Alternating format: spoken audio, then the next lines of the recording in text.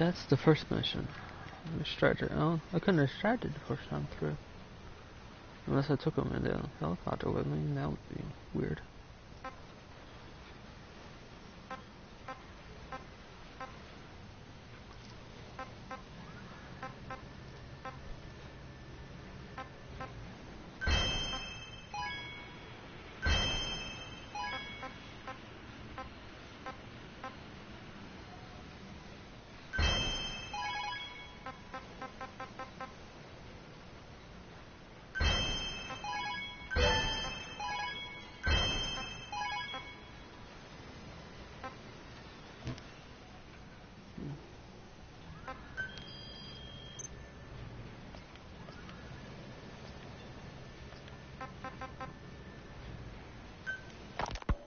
This war, the Kremlin never expected to have this much trouble against the Mujahideen.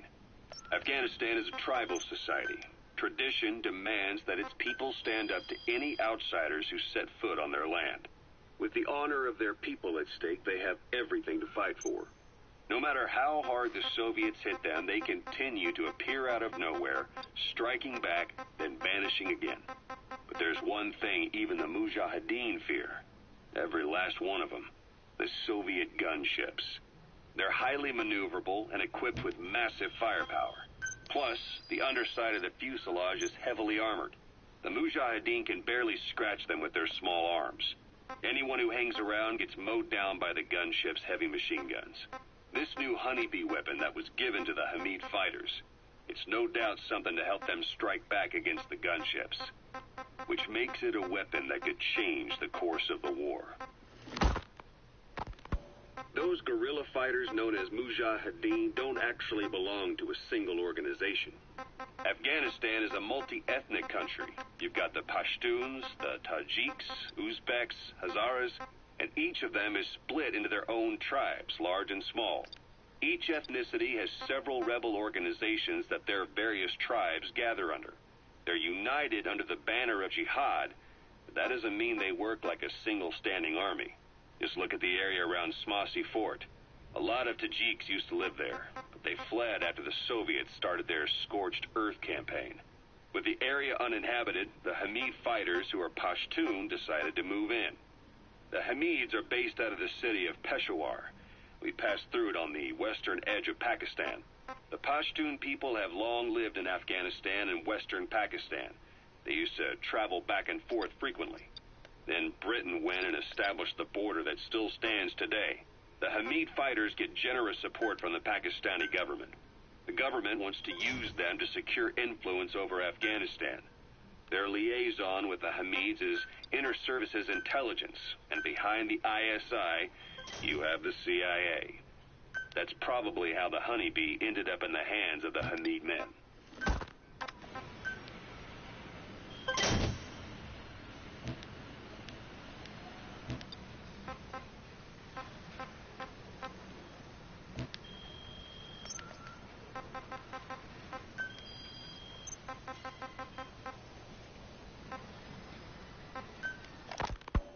Snake, do you remember Amanda? Yeah, I do. Their revolution was a success. Somoza resigned, and Nicaragua has a new government. Amanda's really working hard for her country to be reborn. Good for them. She says she wishes Chico could be there. That revolution was the dream. For Amanda, for Chico, and their father. That chopper was no place for Chico to die. I'd like to at least think history will remember his part in the revolution. When you pick up a gun, there's always a chance you'll die for nothing. He knew that as well as the rest. Now that he's gone, it's up to the rest of us to decide what it was all worth.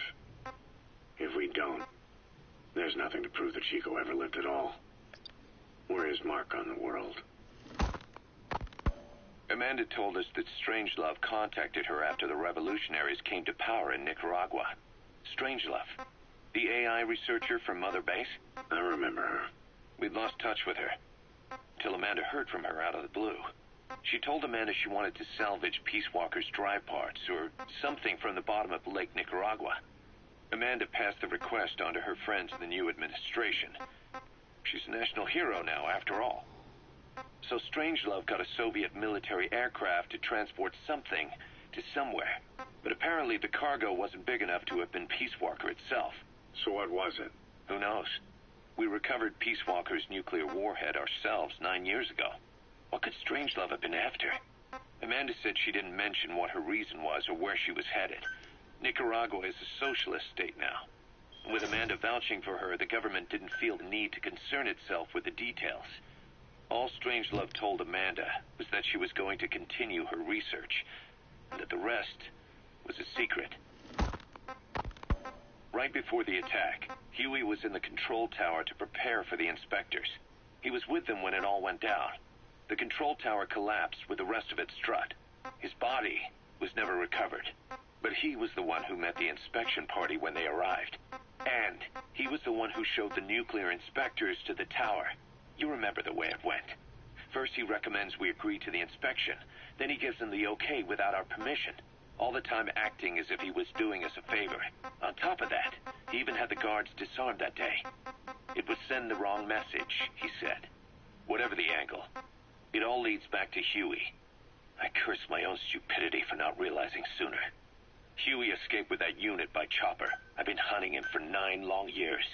The other reason I was operating around Afghanistan was to dig up his location. Huey's in Afghanistan? Yes, and I have a good idea where. Now we just wait for the right moment. This time, we'll be the ones using him. He's going to tell us who our guests really were that used a fake nuclear inspection to blast our home into the ocean.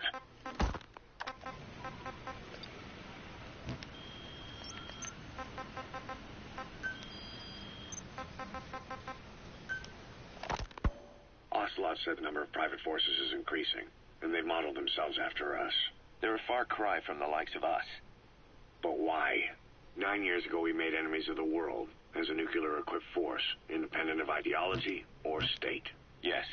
Sooner or later the real UN would have stepped in. So why are they giving these PFs free rein? That's our fault too. What do you mean? What happened 9 years ago was a real problem for a lot of people. An organization as big as ours, with our facilities, was wiped off the map. Not an easy thing to hide.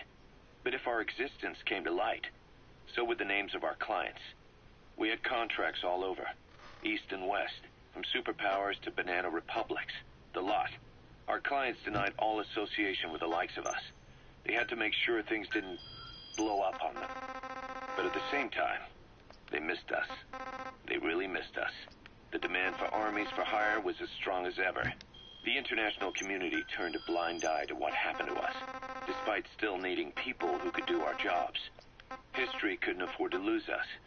As soon as we were gone, they needed a replacement. So private forces spread everywhere. And they're all just a phone call away. But still. I know. PFs are totally different from what we envisioned. Nation-states, revolutionaries, terrorists. They have a lot of clients, and Cypher is one of them. Cypher stays anonymous, but I know their work when I see it. In the eyes of those clients, the world's PFs are all just expendable pawns. The clients don't have to worry about losing their own men. Nobody knows they're involved, and PFs are cheap. In short, the world is chewing up soldiers and spitting them out. Even some of the old Mother Base's survivors are still working for PFs. Some guys created their own smaller forces. Others were taken on by emerging PFs. Everybody's gone their separate ways. But none of them are living their dream, because they're not fighting with you. Of course, I tried to headhunt as many of them as I could for Diamond Dogs. It was all a waste of time. They said they weren't interested without you to lead them. But now you're back. And everything's gonna change. We'll unite all private forces under you, transcending nations and economies. What is a nation? Just a patch of dirt. The bonds among us will surpass nations, and that's what'll put the world under our control. We'll establish a new kind of country, redefine the very concept of it. Even Cypher will be below us.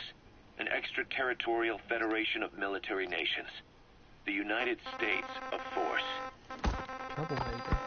Once word of Big Boss's return starts traveling, that'll be our true deterrent against Cypher. In other words, no one will dare to come gunning for you. How do you figure? Cypher lacks a large-scale fighting force. PFs are the perfect tool for them. But those PFs revere you. The legendary Big Boss. If Cypher killed you now, they wouldn't take it lying down. Maybe they'd even go looking for revenge, but they definitely wouldn't keep doing Cypher's dirty work, even if it put their lives at stake. That's why it's no longer a benefit to Cypher to get rid of you. The very fact that you're alive is our greatest defense against Cypher. Nice to know. Not sure how It'll buy that's us some time while we get back to full strength. the best Just keep in mind that what I'm saying is generalizing a lot. In practice, the PFs around the world don't know your face. Just declaring that you're Big Boss won't be enough to convince them.